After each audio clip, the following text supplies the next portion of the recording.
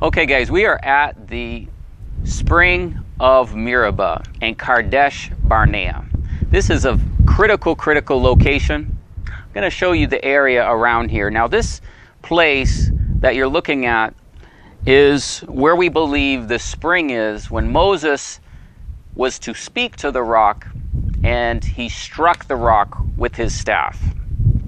This site was described by Ron Wyatt. We can show you a map in a little bit on his location on the map of a place called Kadesh-barnea. Kadesh-barnea is a critical site, a critical location. And what we're talking about is the location of the southernmost of the kingdom. The southernmost boundary to the tribe of Gad. Because it's from this location, from this spring, from this place, that the tribe of Gad's inheritance is. So we've drawn the line in the north, we've drawn the line at the River Jordan, we've drawn the line at the Mediterranean Sea. Those are the easy ones to find. This is the harder spring to find, this location, the southern border. We'll show you precisely where this is in maps. Now, it's necessary for us to go through the story so that we understand the significance of both this spring and this location called Kadesh or Kadesh-barnea. Now where we are is we are south of the Dead Sea to the west. And what happened, guys, is the children of Israel had traveled in the wilderness for 40 years. They came to this place after the old generation died, and they are about to enter the promised land from the south. Okay? When they're coming from the south, they're about to enter the promised land. But they're arguing with Moses again about water. When they argue with Moses again about the water, God tells him, Moses, stand in front of the children of Israel and speak to the rock. And we know that the rock is Christ. The living waters is a description of Christ. He has the living waters. So he was to speak to the rock, but in his anger he struck the rock with his staff and the waters came out. What happened is this then forced the children of Israel to pass around the Dead Sea and Jordan and to enter into Jericho. It also was the pivotal point by which Moses could not enter the Promised Land. This is the southern boundary of the Promised Land, according to Joshua, in the book of Joshua, and in the book of Ezekiel. In the book of Ezekiel, it describes this very place, this very location, this waters of strife. And this was to be a memorial to all generations of the striving against God for water. So that if you follow him, he would always provide. And this place would be a memorial, a zikron, to many generations of the border of his, the southern of the tribes of the children of Israel. Okay? So that's what this line is. We're drawing this line. And let's read what it says in Ezekiel. In Ezekiel chapter 47, it gives the locations of the Promised Land. And verse 19 says, south side, southward, which is where we are in the south, from Tamar even to the waters of strife at Kadesh. So this is a place called Kadesh. It's the waters of strife. It's this spring. The river to the Great Sea. The Great Sea is the Mediterranean Sea. This is the south side, southward. Then Ezekiel 48, verse 28 says, by the border of Gad. So this is the southern border of the tribe of Gad. To the south side, southward, the border shall be even from Tamar unto the waters of strife here in Kadesh, to the river towards the Great Sea. That's the Mediterranean Sea. Okay, so this is this location. Here we are at the Mediterranean Sea.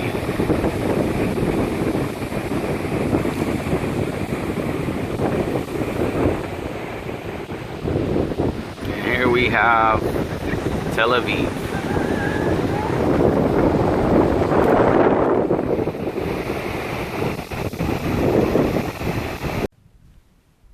Okay, I need to get my trumpet.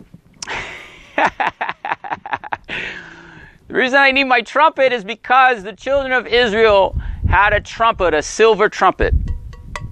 All right, and what they did is they blew the trumpet for the assembly of the camps. One trumpet blast was for the east. We find this in Numbers chapter 10. Then a 2 trumpet blast is for the south. Okay, so we're here at the south, the southern border, and we're going to blow the trumpet because we're going to give it 2 blasts because this is location of the south. You enter from the south. Okay, now that's if you enter the promised land properly. But if you strive with God, then you have to go around to the east, which is 1 trumpet blast. But we're entering, he's coming, his voice of the trumpet, the voice of assembly, the voice of entering the promised land.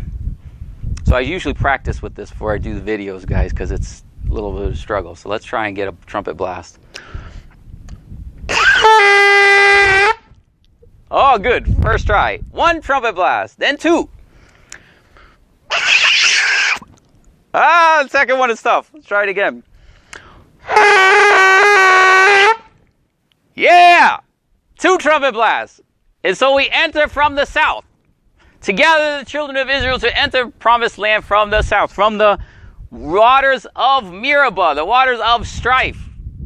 Okay, that's what we're doing. We're drawing this line.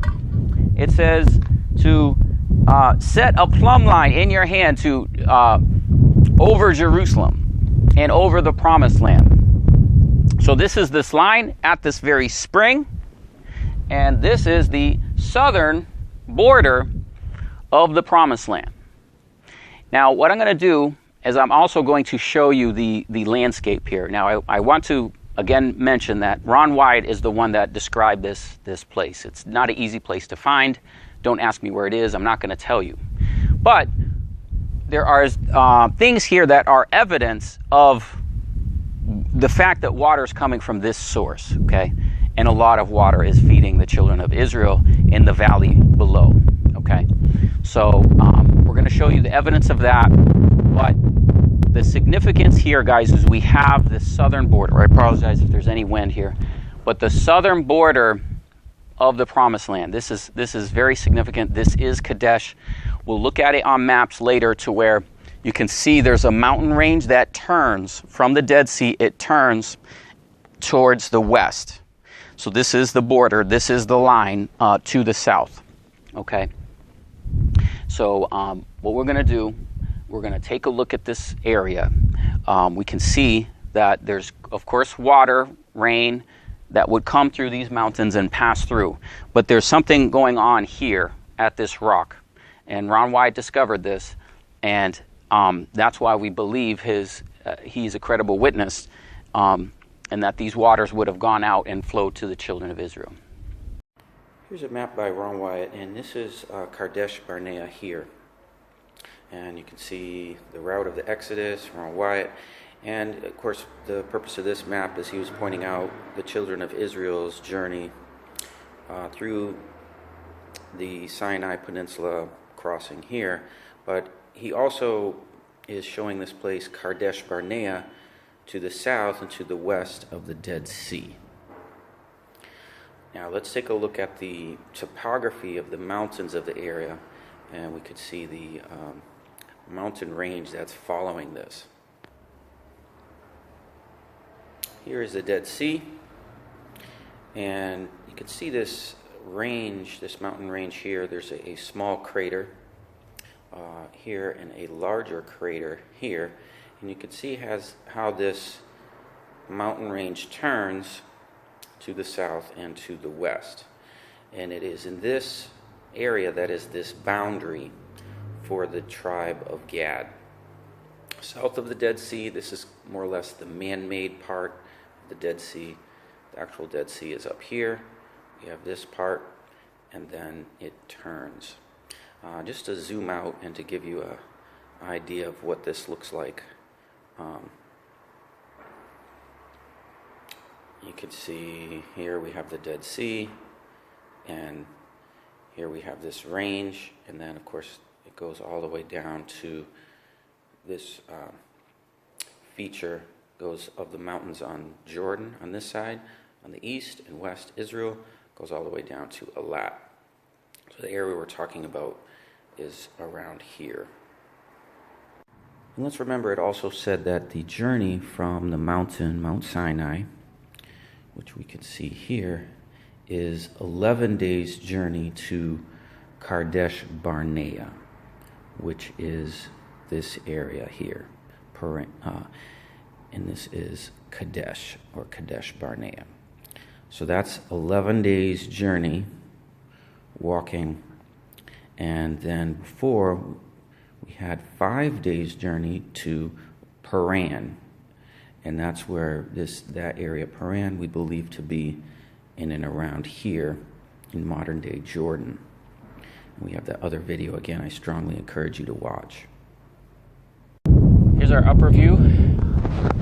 And this is the canyon running down from the mountains. I'll show you these mountain ranges heading down to where we believe the rock is right there. Then it would have headed out into the valley below for the children of Israel. Certainly there's rain runoff that's running through this, but the spot right here where my bag is, where we showed you that stone, and then heading out to the valley. Okay, another feature here at the mountain you see around us is this cave. I'll try and get another view for you, but there is water erosion here, and this actually meets a little bit more of the description of the valley below, because the people would have seen Moses, and this is clearly visible. We'll show you from below. And in here you can see the cave. It's a cave that goes back, and in here we can zoom in. See that in there? That's a source of water that's coming through. This may have met more of the description of the actual rock and the well than the other one we've shown you. So we wanted to show you this as a possible kind of alternate. And then we see water erosion, and then the valley going down below.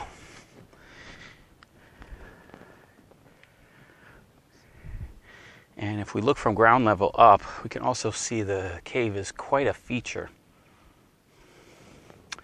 And we'll show you the mountains up above. Here, as we look up, we can see the cave we showed you inside. It's a feature that clearly stands out in the landscape as we look out in the mountains. So we're looking at possibly the spring being here, or where we showed you up here. But either way, we do believe this is the site, and then it would overlook the valley below, which we've shown you.